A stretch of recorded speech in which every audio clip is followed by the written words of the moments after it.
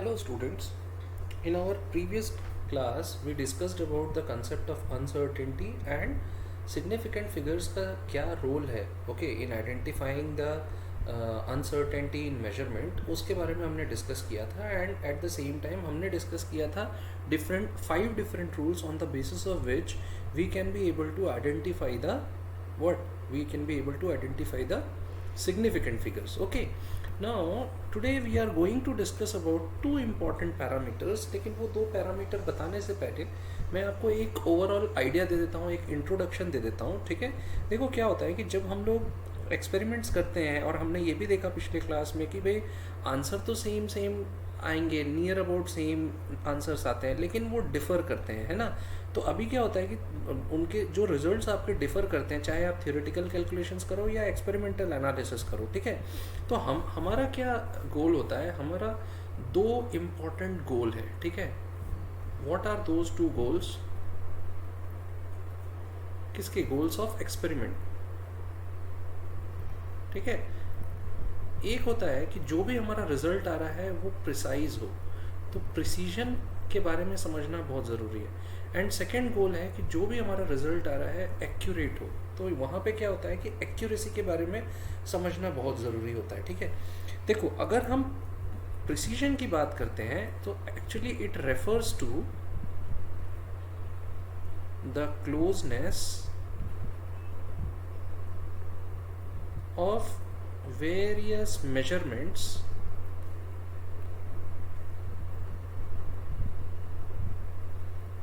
for the same quantity. Okay, ये क्या होता है? ये हम प्रिसीजन आइडेंटिफाई करते हैं इससे. ठीक है, लेकिन अगर हमें एक्यूरेसी के बारे में समझना है तो accuracy is actually the agreement of a particular value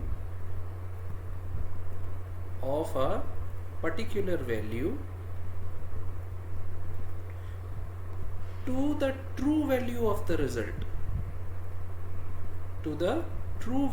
result. So this is how you can define your precision and accuracy. ठीक है, अब हम लोग इसको एग्जाम्पल से समझते हैं. ठीक है, कैसे? अब मान लो एक एग्जाम्पल हम लेते हैं. What is that? मान लो कि जो आपने कुछ मेजरमेंट किया. ठीक है, कुछ मेजरमेंट आपने किया है, उसकी मान लो अगर ट्रू वैल्यू, मतलब कि ट्रू वैल्यू क्या होता है? That is your expected value. So let us suppose your true value is equal to 2 milligram.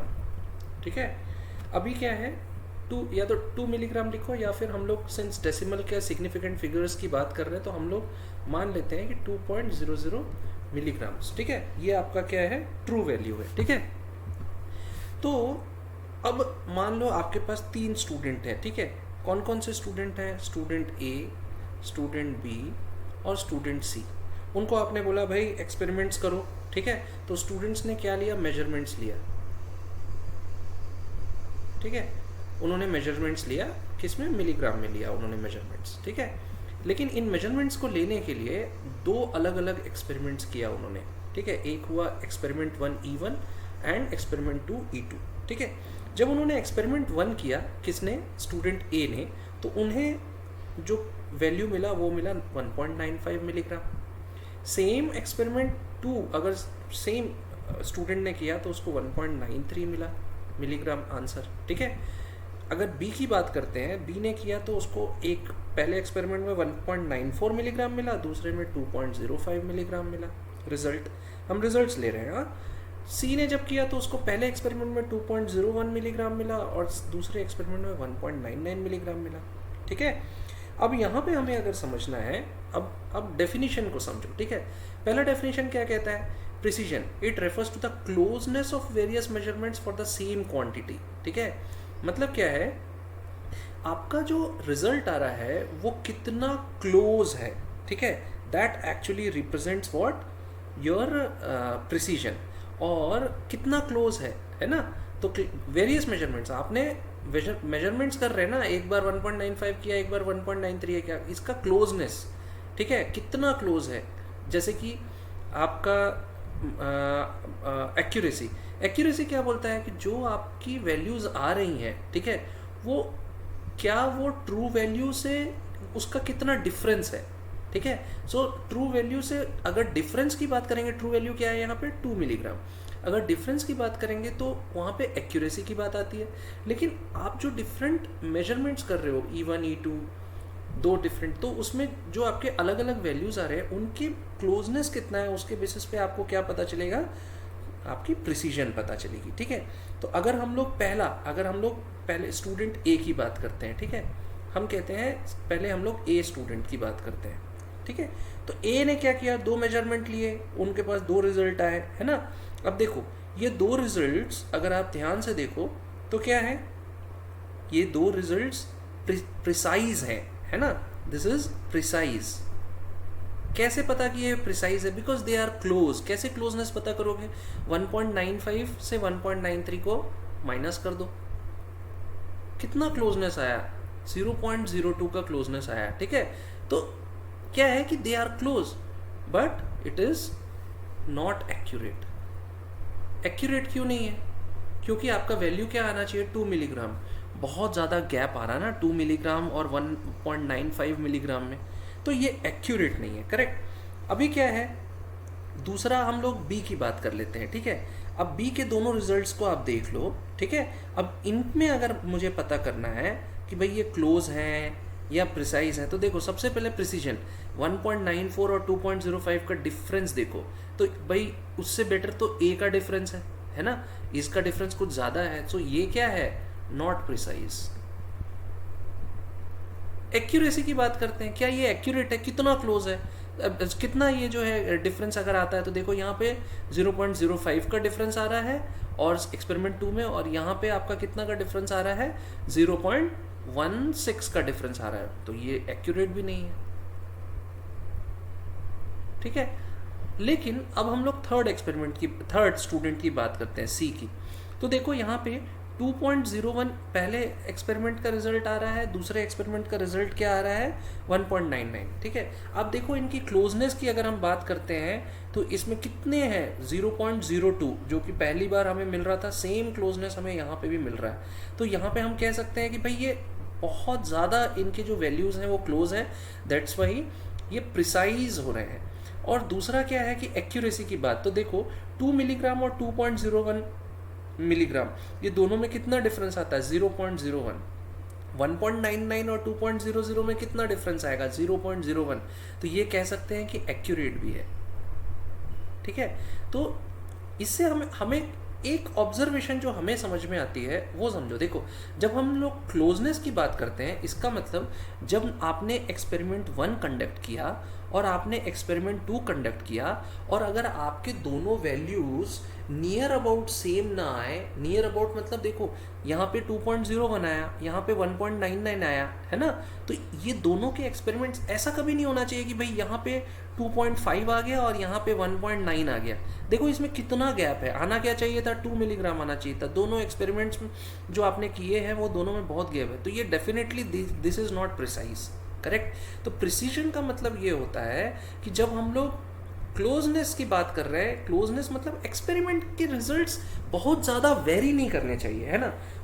ठीक है थोड़ा बहुत तो करेंगे बिल्कुल, बिकॉज आप रियल टाइम सिनेरियो में आप जो है एक्सपेरिमेंट्स कर रहे हो, लेकिन बहुत ज़्यादा वेरी नहीं करना चाहिए। जैसे कि आप देख लो आपका जो स्टूडेंट बी ने आपका किया है, देखो बहुत ज़्यादा वेरी कर रहा है ना, एक बार 1.94 आ रहा है, अगला अगर 1.97 आता, 1.96 आता, तो क्लोजनेस है, ठीक है।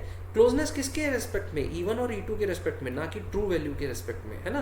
तो ये दोनों, एक बार 1.94 आया, एक बार 1.96 आया, एक बार 1.93 आया, तो ये दोनों क्या है, वैल्यूज क्लोज आ रहे हैं, ठीक है, they are actually not far apart, तो प्रिसाइज होते हैं। प्रिसीजन मतलब 2 एक्सपेरिमेंट्स विथ रिस्पेक्ट टू, अगर ट्रू वैल्यू निकालना है तो एक्यूरेसी आती है ना।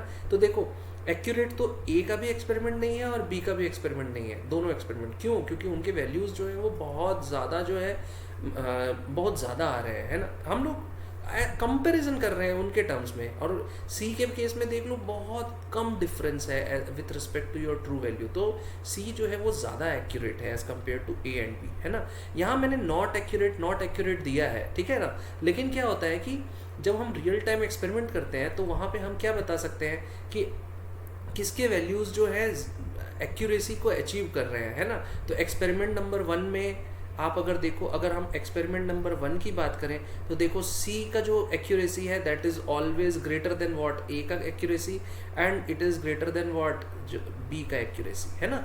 अगर एक्सपेरिमेंट 2 की बात करते हैं तो वहाँ पे सी का accuracy is always greater than what B का accuracy is always greater than what A का एक्यूरेसी, बिकॉज यहाँ पे डिफरेंस 2 माइनस 1.93 क्या डिफरेंस आ रहा है 0.07, यहाँ 0.05, तो इसका मतलब क्या है कि बी का एक्यूरेसी ए के एक्यूरेसी से ज़्यादा है, ठीक है। तो इस तरीके से आप क्या कर सकते हो, फाइंड आउट कर सकते हो what your precision and accuracy, ठीक है। लेकिन यहाँ पे एक बात और मैं आपको बताना चाहूँगा, व्हाट इज़ दैट कि भाई अगर हम लोग को अब एक्सपेरिमेंट्स तो अलग अलग कर रहे हो, E1 E2 E3 E4, यहाँ 2 एक्सपेरिमेंट्स किए हो, लेकिन हमें कैसे पता चलेगा कि कौन सी वैल्यू हमें लेनी है, बिकॉज हमारे पास तो 2 डिफरेंट वैल्यूज़ आ रहे हैं, ठीक है। तो इसके लिए हमेशा हम क्या करते हैं, ऑलवेज अंडरस्टैंड, हम लोग क्या करते हैं, एक एवरेज लेते हैं, ठीक है। Average of all the different experimental values what you are getting. So A का एवरेज कैसे निकालोगे, 1.95 प्लस 1.93 डिवाइड बाई 2, है ना। तो आंसर क्या आएगा 1.940, ये भी मिलीग्राम में ही आएगा, करेक्ट। अगर हम लोग बी की वैल्यू लेते हैं तो क्या आ जाएगा 1.94 प्लस 2.05 डिवाइड बाई 2, तो इसका आंसर क्या आएगा 1.995। सी की वैल्यू लेते हैं तो क्या 2.01 प्लस 1.99 डिवाइड बाई 2, इसका आंसर क्या आएगा 2.000। अब देखो, अब इन वैल्यूज़ को आप अपने जो है ट्रू वैल्यू के साथ कंपेयर करो, ठीक है। तो अब आपको क्या पता चलेगा भाई, एक्यूरेसी ऑफ सी, अब आप क्या कर सकते हो, दोनों एक्सपेरिमेंट के बेसिस पे आपका फाइनल एक्यूरेसी आप कैलकुलेट कर सकते हो। अगर एक्यूरेसी को मैं ए से दिखाता हूँ, सॉरी ए से एक्यूरेसी दिखाना यहाँ ठीक नहीं है, ठीक है।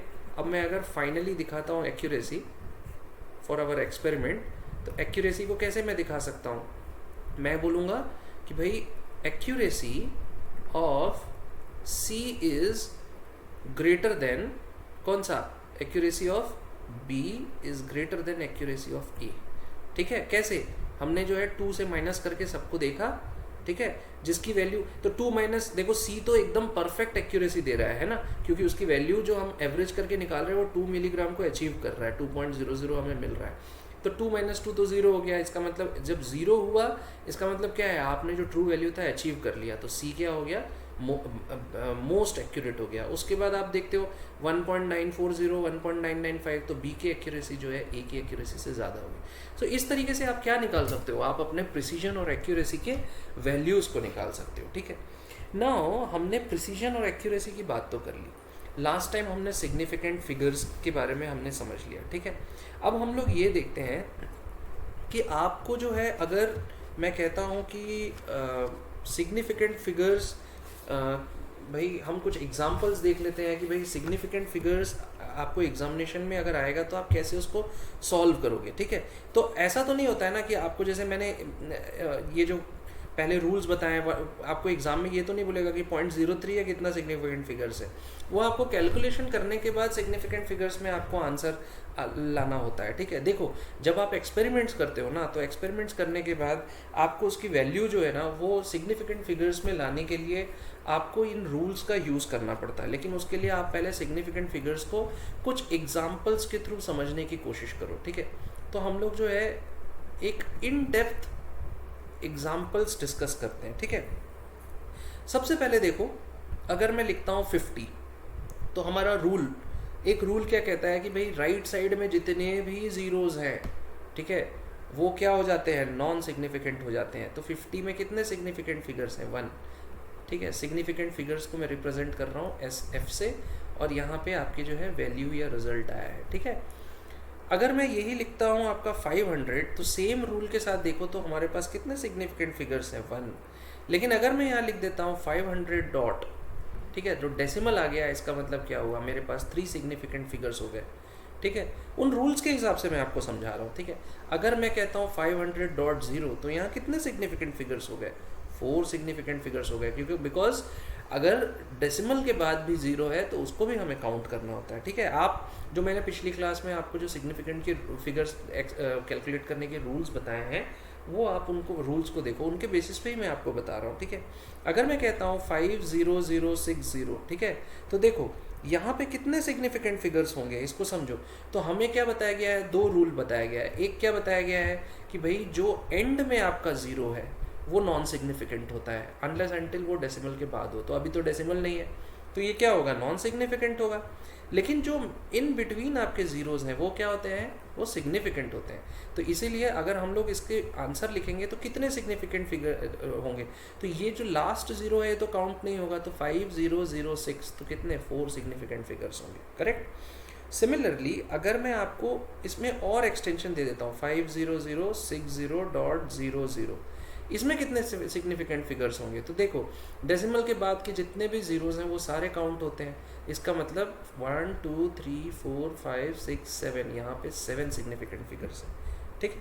सिमिलरली और कुछ एग्जांपल्स लेते हैं। अगर मैं कहता हूँ 0.004, तो देखो रूल नंबर 1 क्या कहता है, रूल नंबर 1 आपका जो है वो ये समझाता है कि ऑल रूल नंबर 2 आपका क्या कहता है कि zeros preceding first non zero digits are not significant.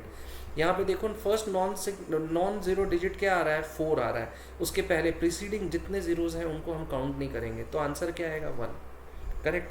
Similarly अगर मैं कहता हूँ 0.00435, इसका आंसर क्या आएगा, नॉन जीरो के पहले के जो जीरोस हैं वो काउंट नहीं होंगे, तो आंसर आएगा 3।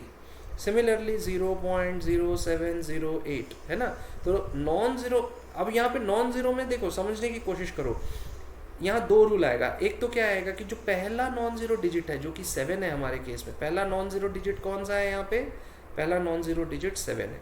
7 के पीछे जितने भी मतलब 7 के जो प्रीसीडिंग मतलब ये जो दो जीरोज़ हैं ये दोनों जीरो तो काउंट होंगे नहीं because they are non significant. लेकिन जो इन बिटवीन 7 और 8 जीरो है उसके लिए एक रूल नंबर आपका 3 है कि zeros between 2 non zero digits are significant. तो यहाँ पे ये जो जीरो है, दो नॉन जीरो डिजिट है 7 और 8 उनके बीच में है, तो इसीलिए यहाँ पे नंबर ऑफ सिग्निफिकेंट फिगर्स क्या हो जाएंगे, 3 हो जाएंगे, ओके। सिमिलरली अगर मैं कहता हूँ 0.05080, ठीक है, अब इसमें कितने सिग्निफिकेंट फिगर्स हैं काउंट करना है, तो देखो सबसे पहला नॉन जीरो डिजिट क्या है यहाँ पे 5। अब नॉन जीरो डिजिट के पहले के जितने जीरोज हैं वो तो दोनों जीरो काउंट नहीं होंगे, लेकिन डेसिमल के बाद ये सारे वैल्यूज़ हैं तो डेसिमल के बाद जितने भी जीरोज होते हैं वो काउंट होते हैं, इसलिए 5080 इसका मतलब टोटल 4 सिग्निफिकेंट फिगर्स हैं इसमें। सिमिलरली एक और क्वेश्चन हम ले लेते हैं। अगर मैं कहता हूँ 0.30400, ठीक है, तो 0.30400 तो 3 पहला नॉन जीरो डिजिट है तो उसके पहले के सिग्निफिकेंट जीरोज जो हैं वो सिग्निफिकेंट नहीं होंगे, लेकिन डेसिमल के बाद जितने जीरोज होते हैं सिग्निफिकेंट, इसीलिए इसमें कितने सिग्निफिकेंट फिगर्स हैं, 5 सिग्निफिकेंट फिगर्स हैं, ओके। सो देखो अगर मैं इसी एग्जाम्पल को आगे ले जाऊं और कुछ और हम समझने की कोशिश करते हैं कुछ और क्वेश्चंस को, जैसे कि अगर मैं कहता हूँ 0.0025, अगेन इसमें कितने सिग्निफिकेंट फिगर्स हैं, 2 सिग्निफिकेंट फिगर्स हैं, एक 2 और एक 5, बिकॉज जो पहला नॉन जीरो डिजिट है आपका 2 उसके पहले के जो भी जीरोज हैं वो कभी भी काउंट नहीं होते हैं, ठीक है, सिग्निफिकेंट फिगर्स में। अगर हम 208 लेते हैं तो यहाँ पे देखो 2 नॉन जीरो के बीच में एक जीरो है तो वो काउंट होगा, इसलिए इसमें कितने सिग्निफिकेंट फिगर्स हैं, 3 सिग्निफिकेंट फिगर्स हैं। सेम रूल के बेसिस पे हम 5005 में 4 सिग्निफिकेंट फिगर्स हैं, ये हम लोग एक्सप्लेन कर सकते हैं, करेक्ट। लेकिन अगर मैं कहता हूँ कि भाई आपके सिग्निफिकेंट फिगर्स क्या है 126,000, इसमें कितने सिग्निफिकेंट फिगर्स हैं, तो इसमें देखो रूल आता है कि right hand side of non zero digit अगर सारे जीरोज हैं, जैसे कि 6 के बाद सारे जीरोज हैं या एंड में सारे जीरोज हैं, तो उनको कभी हम लोग सिग्निफिकेंट नहीं मानते हैं। तो यहाँ पे 1 to 6 ओनली काउंट होगा और कितने सिग्निफिकेंट फिगर्स होंगे, 3 सिग्निफिकेंट फिगर्स होंगे, ओके। सिमिलरली अगर हम लोग कहते हैं 500.0 तो इसमें कितने सिग्निफिकेंट फिगर्स होंगे, 4 सिग्निफिकेंट फिगर्स होंगे। सिमिलरली अगर हम लोग कहते हैं 2.0034, इसमें कितने सिग्निफिकेंट फिगर्स होंगे, इसमें 5 सिग्निफिकेंट फिगर्स होंगे, 20034, है ना। तो हमने क्या समझा कि भाई अगर आपको कोई नंबर दिया जाता है तो उस नंबर से सिग्निफिकेंट फिगर्स आप कैसे कैलकुलेट कर सकते हो, ठीक है। लेकिन ये सिग्निफिकेंट फिगर्स का यूज़ कहाँ पे होता है? अगर मैं इसकी एप्लीकेशंस की बात करूँ, अगेन जैसे हम लोग साइंटिफिक नोटेशन का समझे थे, वैसे इसका भी जो यूज़ होता है एडिशन में होता है, सब्ट्रैक्शन में होता है, ठीक है, मल्टीप्लिकेशन में होता है एंड डिवीजन में होता है। ओके, तो आप क्या कर रहे हो? आप अपने जितने भी नंबर्स हैं, जितने भी एक्सपेरिमेंट्स हैं, उसमें कुछ तो कैलकुलेशन करते हो, प्लस माइनस मल्टीप्लाई डिवाइड, कुछ तो कैलकुलेशंस करते हो, है ना? तो इन कैलकुलेशंस करने के लिए हमें बहुत इम्पॉर्टेंट ये हो जाता है कि जो हमारे वैल्यूज़ हैं उनको राउंड ऑफ करना हम सीखें, ठीक है? तो हम कुछ रूल्स देख लेते हैं। ये रूल्स क्या रूल्स हैं? These rules are for rounding off the values.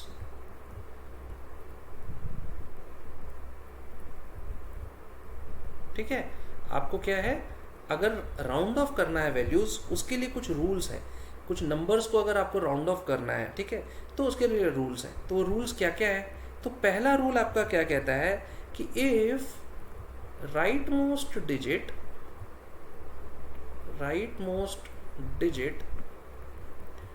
To be removed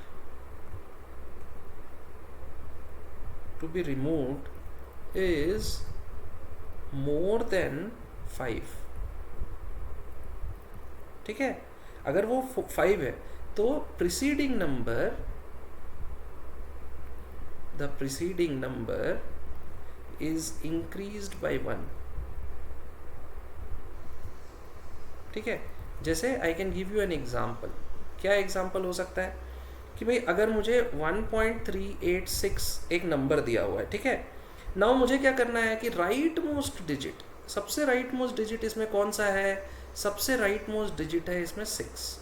इस 6 को अगर मुझे रिमूव करना है तो मुझे ये देखना होता है कि जो नंबर है वो ग्रेटर देन 5 है या लेस देन 5 है। अगर वो ग्रेटर देन 5 है, जैसे कि देखो 6 क्या है? ग्रेटर देन 5 है, तो इसका मतलब इसका जो प्रीसीडिंग नंबर है कौन सा है?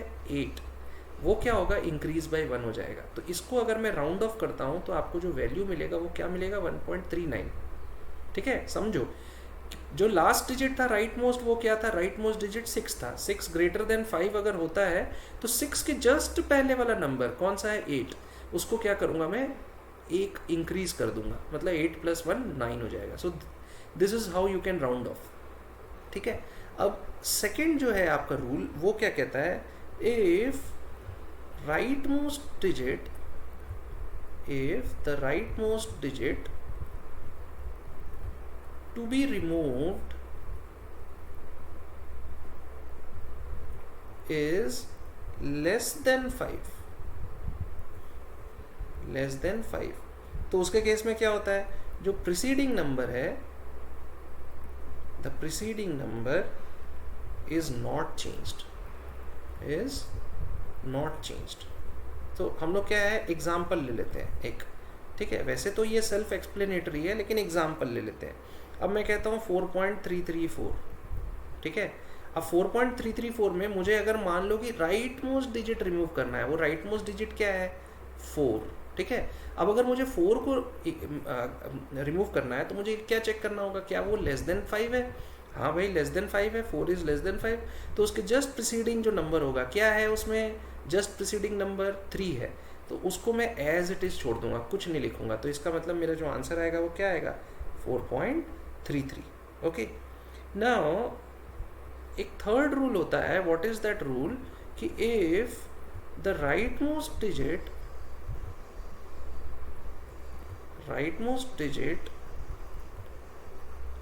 to be removed is what?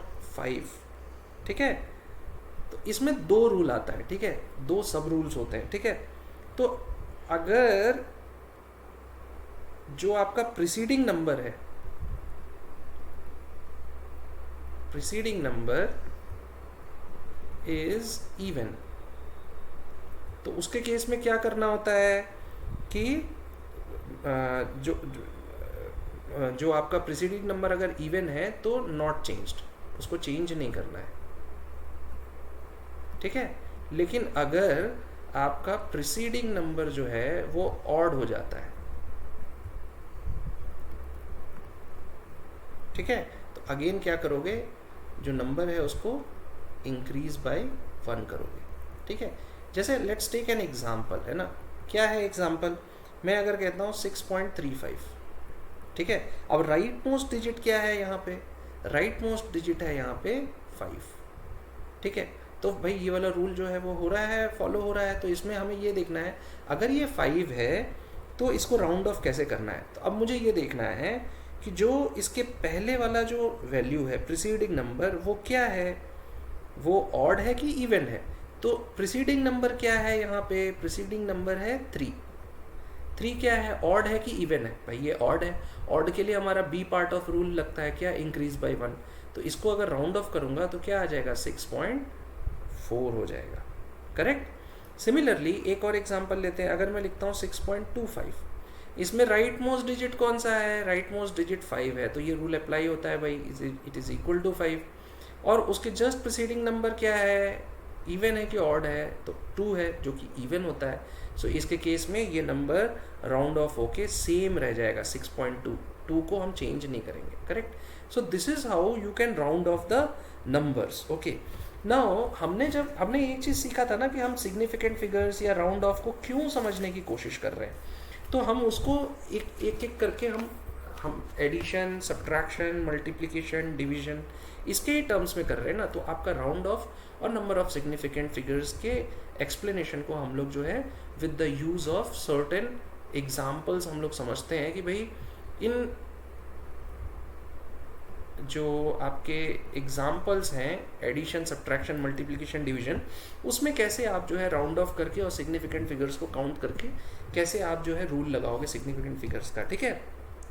तो सबसे पहला क्वेश्चन है, अगर आपको हम कहते हैं कि 4.231 और 3.51, इसका आपको क्या निकालना है, एडिशन निकालना है, ठीक है। तो जब इसका आपको एडिशन निकालना है तो देखो क्या आएगा, 147.7, ठीक है। अब आंसर क्या आया आपका, 7.741। अब ये कौन सा है कंडीशन, ये एडिशन का कंडीशन है, ठीक है। अब एडिशन में आपको हमेशा ख्याल रखना है कि जो भी आपके डेसिमल के बाद जितने number of minimum number of digits हैं, तो देखो इसमें कितने हैं 3, इसमें कितने हैं 2, तो आपको जो रिजल्ट आएगा उसमें 2 ही रखने हैं। इसका मतलब इसको हमें क्या करना होगा, राउंड ऑफ करना होगा। राउंड ऑफ करने के लिए आपको रूल लगा दो, रूल नंबर 2 लगेगा। रूल नंबर 2 क्या कहता है, आपको किसको राउंड ऑफ करना है, आपको 1 को राउंड ऑफ करना है। तो 1 को अगर आप राउंड ऑफ करते हो तो राउंड ऑफ करके आपको क्या मिलेगा, 1 को अगर आपको रिमूव करना है उसके लिए आपको उसके प्रीसीडिंग चेक करना है। 4 क्या है, लेस देन 5 है कि ग्रेटर देन 5 है, 4 इज लेस देन 5। अगर लेस देन 5 है तो उसको क्या करना है, सेम रखना है। तो इसका जो आंसर आएगा वो क्या आ जाएगा, 7.74, ठीक है। सिमिलरली अगर हम लोग एक दूसरा प्रॉब्लम लेते हैं एडिशन का, हम इसमें अगर ये कहते हैं कि 2.36, ठीक है, प्लस 5.4, मुझे इसका क्या करना है, एडिशन करके मुझे जो है इसकी वैल्यू चाहिए। तो क्या आ जाएगा, ये 7.76, ठीक है। अब मुझे ये चेक करना है कि भाई मुझे कितने सिग्निफिकेंट फिगर्स रखने हैं, है ना, अपने एडिशन के बाद। तो सिग्निफिकेंट फिगर्स कितने रखने हैं कैसे पता चलेगा, तो भाई minimum number of digits between this and this कितना है, इसमें 1 है, इसमें 2 है, तो कितने सिग्निफिकेंट फिगर्स होने चाहिए, 1 होने चाहिए, करेक्ट। मतलब टोटल सिग्निफिकेंट फिगर्स कितने होने चाहिए, 2 होने चाहिए, है ना। तो यहाँ पे क्या है कि डेसिमल के बाद आपको राउंड ऑफ करना पड़ेगा, और राउंड ऑफ करने के बाद इसकी वैल्यू आपको क्या मिलेगी, तो 7.8 मिलेगी, ठीक है। रूल्स हमने लगाया है उसके बेसिस पे ये 7.8 हो गया, करेक्ट। सिमिलरली हम एक थर्ड क्वेश्चन देखते हैं। इसमें क्या है हमारे पास 7.2361, ठीक है, और 8.42, ठीक है। अब हम लोग क्या है, इसका एडिशन करना है हमें, है ना। तो जब हम इसका एडिशन करते हैं तो हमें आंसर क्या आता है, तो देखो 15.6561। हमें क्या देखना है कि हमारा आंसर डेसिमल के बाद कितने सिग्निफिकेंट फिगर्स आने चाहिए, तो यहाँ 2 आ रहे हैं, यहाँ 4 आ रहे हैं। तो डेसिमल के बाद जितने वैल्यूज़ हैं मिनिमम कौन सा है, 2 का है। तो हमारा जो रिजल्ट है उसमें कितना आना चाहिए, 2 आना चाहिए। तो इसके बेसिस पे क्या है, आप इसको जो है और मिनिमाइज करो, कौन कौन से वैल्यूज़ हटने चाहिए, हमें 6 के बाद जितनी वैल्यूज़ हटनी है। तो लास्ट बिट कौन सा रिमूव हो रहा है, 6। उसके पहले वैल्यू कौन सी है 5। अब हमें ये सॉरी 6, अब उसके पहले जो वैल्यू है वो क्या है 5 है। तो 5 और 5 से ग्रेटर अगर होता है तो उसमें क्या देखना पड़ता है कि भाई वो ऑड है कि इवन है। तो अब इसमें ये जो है राउंड ऑफ होके क्या हो जाएगा 15.66, है ना। सिमिलरली अगर हम लोग एक और क्वेश्चन देखते हैं, ठीक है, हम लोग एक सब्ट्रैक्शन का क्वेश्चन देखते हैं। तो अगर मैं कहता हूँ 3.542, ठीक है, तो 3.542 को मैं माइनस कर देता हूँ किससे 2.1 से माइनस कर देता हूँ, है ना। तो क्या आएगा 2, ये तो 0 ही माना जाता है, 2 4, ये 4.1.442 मिला, ठीक है। अब मुझे ये देखना है कि इसमें कितने सिग्निफिकेंट फिगर्स मुझे रखने चाहिए डेसिमल के बाद। तो देखो मिनिमम कौन सा है दोनों का, तो मिनिमम जो है 1 है ना। डेसिमल के बाद यहाँ पे कितने 3 है, यहाँ पे कितने 1 है। तो हमें डेसिमल के बाद कितना रखना पड़ेगा, यहाँ पे 1 रखना पड़ेगा। 1 रखने के लिए हमें क्या मूव करना है 4 2। तो 4 के पहले जो है जो मूव हो रहा है उसको अगर चेंज करना है तो कैसे हम अपने रूल्स लगा देंगे, क्या हो जाएगा 1.4। ओके, तो इस तरीके से हमें क्या समझ में आया कि भाई एडिशन एंड सब्ट्रैक्शन की जब हम बात करते हैं तो उसमें जब भी हम लोग जो है सिग्निफिकेंट फिगर्स लेते हैं तो हम लोग क्या करते हैं, डेसिमल के बाद डेसिमल के राइट साइड में जो नंबर ऑफ डिजिट्स हैं वो काउंट करते हैं, और जो मिनिमम है that will be considered as what, as your minimum number of significant figures to be kept in your result, ठीक है। तो जो मिनिमम होगा वही आपका जो है रिजल्ट में काउंट होगा। फाइन, अब हम लोग एडिशन सब्ट्रैक्शन देख लिए, let's talk about multiplication and division, ठीक है। तो हम एक 5th क्वेश्चन देखते हैं। ये क्वेश्चन क्या कह रहा है कि मान लो कि हमारे पास 3.46 मल्टीप्लाइड बाई 2.1 ये दो वैल्यूज़ हैं, ठीक है। अब इसके वैल्यू को मैं ज़रा काउंट कर लेता हूँ, ठीक है। सो कैलकुलेट कर ले रहा हूँ, करने पे आप जो है अभी 11-12 से अपने पास कैलकुलेटर स्कूल में रख सकते हैं ना शायद, आई डोंट नो। तो 3.46 इंटू 2.1 क्या होता है 7.266, ठीक है।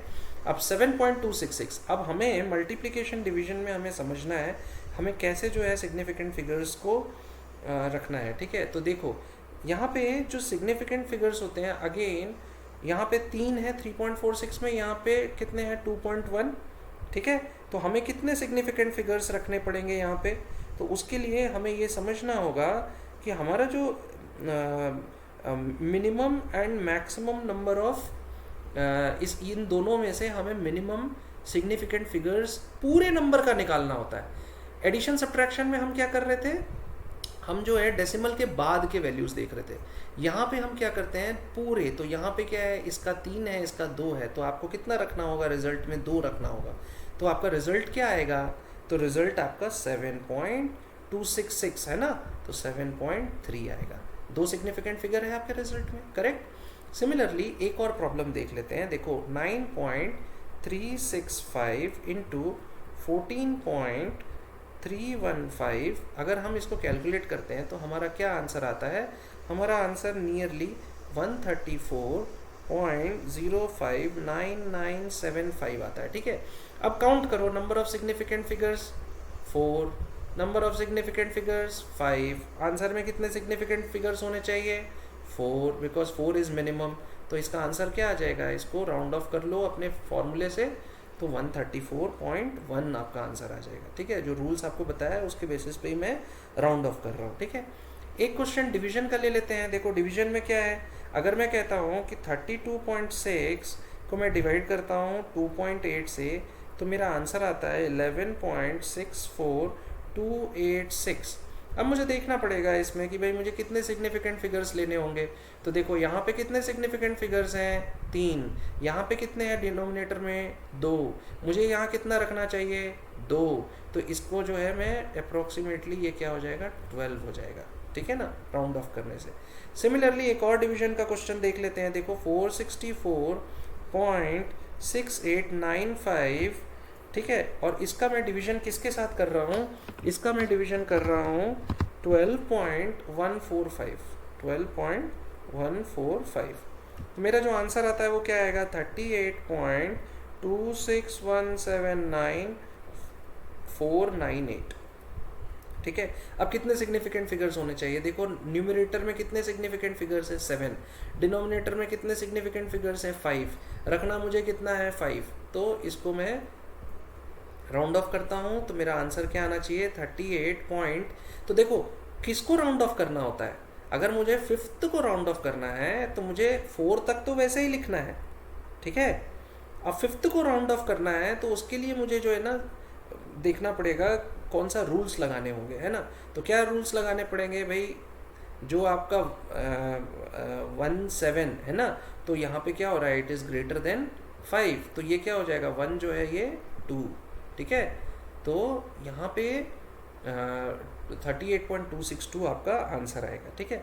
तो यहाँ पे हमने क्या समझा कि अगर हम लोग मल्टीप्लिकेशन या डिवीजन की बात करते हैं तो उसको करने के बाद आपका रिजल्ट कैसे आप कैलकुलेट करोगे, तो आपका क्या करोगे, आप मिनिमम ऑफ सिग्निफिकेंट फिगर्स निकालोगे, किसके, फॉर ऑल द डिजिट्स। पहले क्या करते थे, डेसिमल, मतलब कि आपके एडिशन और सब्ट्रैक्शन में क्या करते थे, जो डेसिमल होता था उस डेसिमल के राइट साइड में जितने डिजिट्स हैं उसको अपने रिजल्ट में रखते थे, लेकिन जब आप मल्टीप्लिकेशन डिवीजन में करते हो तो पूरे नंबर में कितने सिग्निफिकेंट फिगर्स हैं उसको आप जो है काउंट करोगे, ठीक है कि नहीं। तो अब देखो पहले राउंड ऑफ के कुछ चीज़ें समझ लो, सिग्निफिकेंट फिगर्स में राउंड ऑफ करने के लिए आपको कुछ चीज़ें आनी चाहिए, ठीक है। जैसे कि मान लो कि एक मतलब राउंड ऑफ के क्वेश्चंस हम देख लेते हैं, ठीक है। दिस इज़ वेरी इंपॉर्टेंट, हाँ, ये आपके जो है ना कैलकुलेशंस को स्ट्रॉन्ग करता है। देखो पहला अगर मैं आपको कहता हूँ कि एक नंबर है, व्हाट इज़ दैट नंबर, 34718, ठीक है। अब 34718 को मैं अगर कहता हूँ कि 1 सिग्निफिकेंट फिगर में मुझे रिप्रेजेंट करना है, 1 सिग्निफिकेंट फिगर, ठीक है, 1 सिग्निफिकेंट फिगर में अगर रिप्रेजेंट करना है, तो इसका मतलब क्या है कि भाई मुझे 3 के बाद जो नंबर्स हैं उनको चेक करना है ना। तो क्या होता है कि 3 के बाद जो नंबर्स हैं वो सारे क्या हो जाएंगे, आप चेक करोगे कि वो 5 से लेस देन है कि ग्रेटर देन है। अगर जैसे कि यहाँ के केस में क्या है, वो 5 से 4 जो है वो लेस देन है, तो उसके केस में क्या हो जाएगा कि आपका 3 तो वैसे ही का वैसे ही रहेगा, है ना, 3 तो चेंज होगा नहीं, और उसके बाद सारे को अगर 0 लगा दोगे तो क्या हो जाएगा, 1 सिग्निफिकेंट फिगर में 34718 can be round off to 30,000, ठीक है।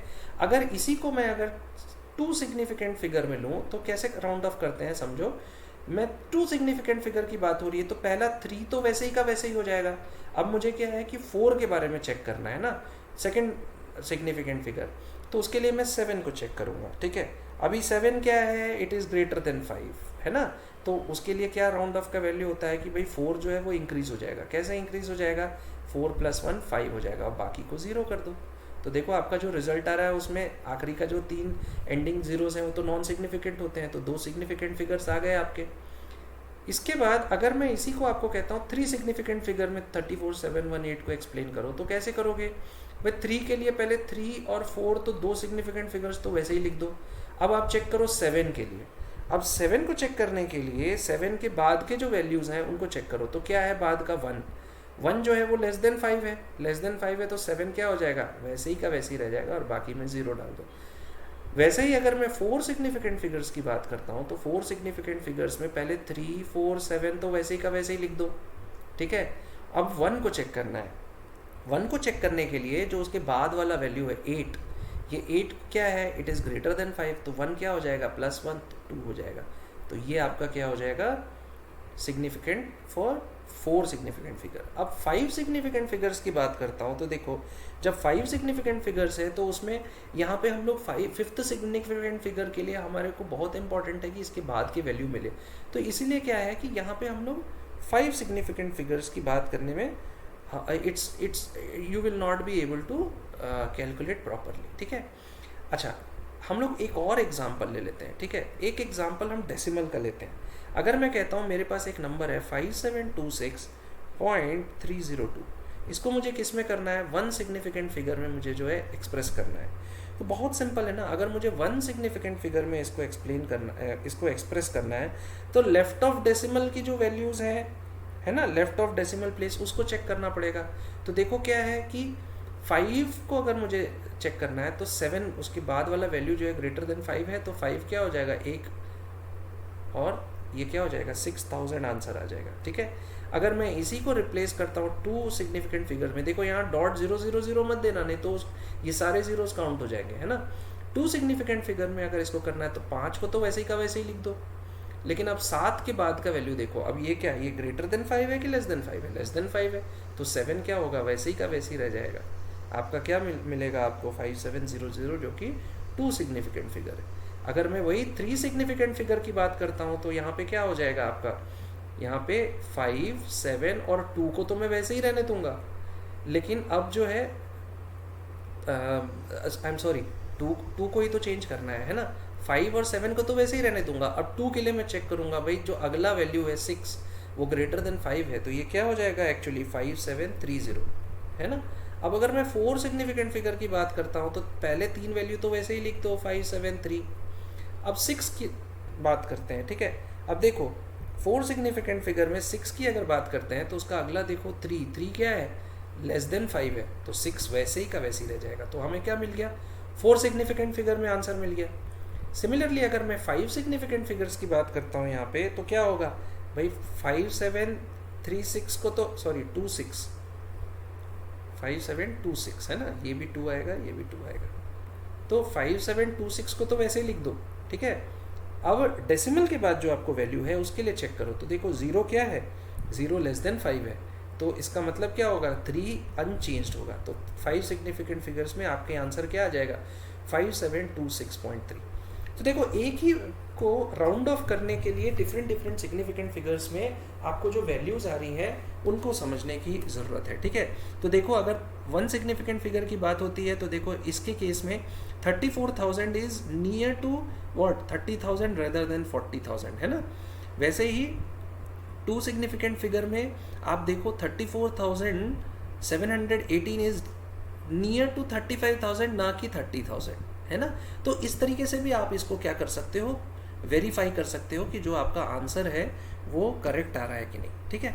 हाँ, इसी फॉर्म में अगर हम लोग और कुछ वैल्यूज़ देखें, ठीक है, कि भाई उनको राउंड ऑफ करके आपको क्या मिल रहा है, ठीक है। कुछ और एग्जांपल्स लें, जैसे कि एक एग्जांपल है, मैं कहता हूँ कि भाई 34.216 इसको राउंड ऑफ करो, तो 34.216 को राउंड ऑफ करना है किसमें, 3 सिग्निफिकेंट फिगर्स में, ठीक है। तो 3 सिग्निफिकेंट फिगर्स में अगर मैं इसको राउंड ऑफ करता हूँ 3 सिग्निफिकेंट फिगर्स में, तो भाई पहला 34 तो वैसे ही लिख दो। अब 2 के लिए हमें चेक करना है, तो 1 को चेक करो, 1 क्या है लेस देन 5 है, तो 2 में कुछ भी चेंजेस नहीं होंगे, ये तो आ गया 3 सिग्निफिकेंट फिगर्स। सिमिलरली अगर मैं कहता हूँ कि एक और नंबर है मेरे पास 10.4107, इसको आप 3 सिग्निफिकेंट फिगर्स में बताओ, तो आपको 10 तो वैसे ही लिख दोगे। अब आपको क्या चेक करना है 4, तो 4 के बाद वाला जो वैल्यू है वो लेस देन 5 है, तो 10.4 रह जाएगा, ठीक है। सिमिलरली हम लोग देखते हैं 5th वाला एक और एग्जांपल 0.04597। अब मुझे इसको क्या है 3 सिग्निफिकेंट फिगर्स में एक्सप्लेन करना है, ठीक है। तो 3 सिग्निफिकेंट फिगर्स मतलब भाई ये दोनों तो आपके सिग्निफिकेंट फिगर्स में नहीं आते हैं, है ना, प्रीसीडिंग, लेकिन लिखा तो वैसे ही जाएगा। तो आप पहले तो क्या है 0.0 तक तो लिख लो, पहला सिग्निफिकेंट 4 भी वैसे ही आएगा, ठीक है। अब क्या है आपको चेक ये करना है कि भाई आपके जो सिग्निफिकेंट फिगर्स हैं, ठीक है, तो 3rd सिग्निफिकेंट फिगर वो क्या हो रहा है, तो आप देखो यहाँ पे वो जो फोर्थ आपका है वो क्या है, वो आपका 9 है, 9 से यहाँ पे ज़्यादा है, तो इसको हम क्या करेंगे 460 लिखेंगे, तो आंसर क्या आ जाएगा 3 सिग्निफिकेंट फिगर्स में। सिमिलरली एक क्वेश्चन ले लेते हैं भाई, अगर मैं कहता हूँ 2808 को आप 3 सिग्निफिकेंट फिगर्स में एक्सप्लेन करो, कन्वर्ट करो, राउंड ऑफ करो, है ना। तो पहले तो भाई 2 को लिख लो, लेकिन अब अगर 3rd को लिखना है तो 8 को चेक करो, 8 इज ग्रेटर देन 5, तो 0 + 1 1 हो जाएगा। तो इस तरीके से आप क्या कर सकते हो अपने सिग्निफिकेंट फिगर्स में whatever the calculations you want to do you can do, ठीक है। अब एक और टाइप का क्वेश्चन आता है, वो टाइप का क्वेश्चन जो आता है वो क्या एक्सप्लेन करता है कि भाई अगर कॉम्बिनेशन ऑफ अरिथमेटिक ऑपरेशन है, कॉम्बिनेशन ऑफ अरिथमेटिक ऑपरेशन, जो भी कॉम्बिनेशन है अरिथमेटिक ऑपरेशन का उसको हमें जो है चेक करना है, ठीक है। तो कॉम्बिनेशन ऑफ अरिथमेटिक ऑपरेशन के लिए क्या ऑप्शन है वो चेक कर लेते हैं, ठीक है। तो मान लो कि एक क्वेश्चन है आपका, उसमें ये बोल रहा है कि भाई आपको करना है ना, कैसे करना है, तो 3.6 मल्टीप्लाइड बाई 4.639 प्लस 5.831, ठीक है। तो अब भाई इसको अगर सॉल्व करना है और जो आपका रिजल्ट आ रहा है उसको सिग्निफिकेंट फिगर्स में राउंड ऑफ करके और उसके बाद आपको वैल्यूज़ देनी है, ठीक है। तो कैलकुलेट करना है कितने सिग्निफिकेंट फिगर्स हैं। तो सबसे पहले क्या है भाई, ये तो आपको पता है कि बॉडमस में पहले मल्टीप्लिकेशन होगा, तो इसको मल्टीप्लाई करो। 3.6 इंटू 4.639 क्या होता है, इसका आंसर 16.7004 आएगा, ठीक है। प्लस अब आपका 5.831 है, ठीक है। तो इसको अगर प्लस करते हो तो आंसर आता है 22.5314, ठीक है। अब आपको ये चेक करना है कि तीनों मतलब आपको पहले इसमें क्या चेक करना होता है कि भाई इसमें मिनिमम सिग्निफिकेंट फिगर्स कितने आ रहे हैं। मिनिमम इसमें जो सिग्निफिकेंट फिगर्स आ रहे हैं वो क्या आ रहे हैं, इसके देखो 2 सिग्निफिकेंट फिगर्स आ रहे हैं। इसका मतलब 22.5314 को आपको राउंड ऑफ करना पड़ेगा। राउंड ऑफ करने के लिए आपको क्या देखना पड़ता है कि भाई ये जो मतलब कितने सिग्निफिकेंट फिगर्स में 2, तो पहला वाला तो 2 का 2 रख दो। अब अगला 2 जो है वो ग्रेटर होगा, वो बढ़ेगा कि नहीं बढ़ेगा, उसके लिए हमें क्या देखना होता है कि भाई जो उसका अगला वैल्यू है वो ग्रेटर देन इक्वल टू 5 है कि नहीं। अगर वो ग्रेटर देन इक्वल टू 5 है तो वो बढ़ जाता है, तो it will be equal to what, 23। समझ में आ रहा है। सिमिलरली अगर एक क्वेश्चन मैं आपको देता हूँ, वो क्वेश्चन क्या है कि भाई 0.02856 multiplied by 298.15 multiplied by 0.112 divide by 0.5785, ठीक है। तो अभी हम लोग को इसका सॉल्यूशन निकालना है। तो पहले अगर न्यूमरेटर को मल्टीप्लाई करोगे तो आपका क्या आता है आंसर, 0.953698368, ठीक है, डिवाइडेड बाय 0.5785, ठीक है। तो इसका आंसर क्या आता है, इसका आंसर नियर अबाउट 1.64857107692307 आता है। अब मुझे देखना है कि इसको कितने सिग्निफिकेंट फिगर्स इसमें आएंगे। तो उसके लिए पहले काउंट कर लो भाई। देखो यहाँ पे कितने 4 सिग्निफिकेंट फिगर्स हैं, यहाँ 5 है, यहाँ 3 है, यहाँ 4 है। सबसे मिनिमम कौन सा है, 3। तो 3 सिग्निफिकेंट फिगर्स पे आपको इसको जो है एक्सप्रेस करना होगा। तो 3 के लिए पहला 1.6 तो लिख लो, 2 सिग्निफिकेंट फिगर्स। अब ये 4 के लिए सोचो कि 8 ग्रेटर देन 5 है कि लेस देन 5 है। भाई 8 ग्रेटर देन 5 है तो 4 कन्वर्ट होके 1.65 हो जाएगा, करेक्ट। तो इस तरीके से आपको सोचना है। तो आपके सिग्निफिकेंट फिगर्स क्या होंगे, जो मिनिमम होंगे उनको हमें कंसिडर करना पड़ता है, ठीक है। सिमिलरली एक क्वेश्चन है, मान लो ये कॉम्बिनेशन के लिए बता रहा हूँ, 0.0125 प्लस 0.7864 प्लस 0.0215, ठीक है। इसको अगर मैं एडिशन करता हूँ मेरा आंसर आता है 0.8204, ठीक है। तो इसमें कितने सिग्निफिकेंट फिगर्स हैं, 3 इधर हैं, 4 इधर हैं, 3 इधर है, ठीक है। तो मिनिमम क्या हो जाएगा आपका, डेसिमल के बाद वाला एडिशन में देखते हैं ना, तो 8204 को मुझे जो है क्या करना पड़ेगा, मुझे 3 सिग्निफिकेंट फिगर्स में लेने पड़ेंगे। तो मेरा आंसर क्या आएगा, पहले तो 8 और 2 को वैसे ही लिख दो। अब 0 को मुझे रिप्लेस करना है तो मुझे क्या करना पड़ेगा कि भाई चेक करना पड़ेगा कि जो 0 के बाद जो ये 4 है लेस देन 5 है कि ग्रेटर देन 5 है। लेस देन 5 है तो 0 का 0 वैसे ही रह जाएगा। तो आपका क्या 3 सिग्निफिकेंट फिगर्स में आपको आंसर मिल गया, करेक्ट। तो इस तरीके से आपको क्या है कि आपने जो भी कैलकुलेशंस आप करते हो वो आपको जो है इस तरीके से शो करना पड़ेगा। देखो इस पर्टिकुलर क्लास में हमने क्या सीखा, पहले हमने राउंड ऑफ करना सीखा, फिर हमने प्रिसीजन और एक्यूरेसी के बारे में सीखा, फिर हमने ये भी सीखा कि हमारे जो एडिशन एंड सब्ट्रैक्शन होते हैं उसमें डेसिमल के बाद जितने भी मिनिमम नंबर ऑफ बिट्स हैं उतने जो बिट्स हैं आपके जो है सिग्निफिकेंट फिगर्स में रिजल्ट के आने चाहिए। मल्टीप्लिकेशन एंड डिवीजन करते हो तो उसमें क्या होता है, जितने भी मिनिमम नंबर ऑफ बिट्स हैं किसमें, पूरे नंबर में वो काउंट होते हैं, डेसिमल के बाद वाले नहीं, पूरे नंबर में। और अगर हम कॉम्बिनेशन ऑफ अरिथमेटिक ऑपरेशन की बात करते हैं तो उसमें भी हमें क्या करना होता है कि अगर पूरा एडिशन है तो एडिशन के बेसिस पे करना होता है, पूरा सब्ट्रैक्शन, लेकिन combination multiplication division, multiplication subtraction, तो वहाँ पे मिनिमम नंबर ऑफ जो बिट्स होगा वो काउंट होगा, ठीक है। तो इस तरीके से this particular part is very important in your chapter 1 and it should be understood as I told you, ठीक है। तो सारे रूल्स देख लो, राउंड ऑफ के रूल्स देख लो, सिग्निफिकेंट फिगर्स के, और ज़्यादा से ज़्यादा प्रॉब्लम्स बना के देखो, ठीक है। So we will meet in the next class, हम लोग आगे के टॉपिक्स डिस्कशन करेंगे। So till then thank you very much for listening to me, have a nice day.